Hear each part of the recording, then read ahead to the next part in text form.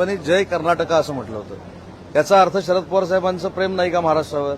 आणि 8 ते 10 वर्षापूर्वी आमचं अखिल भारतीय नाट्य संमेलन हे बेळगावमध्ये होतं, कर्नाटकमध्ये।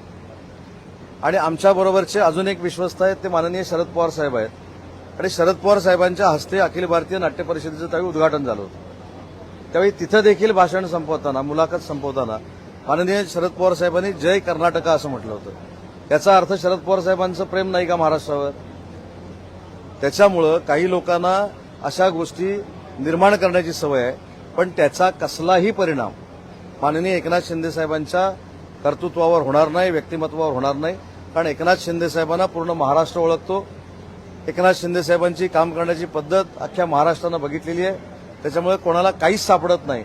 म्हणून जय हिंद आणि जय महाराष्ट्र कट करायचं आणि फक्त जय गुजराती बोलले अशा पद्धतीचा टोंडारा पिटायचा, हे सगळं आता महाराष्ट्राला माहिती आहे।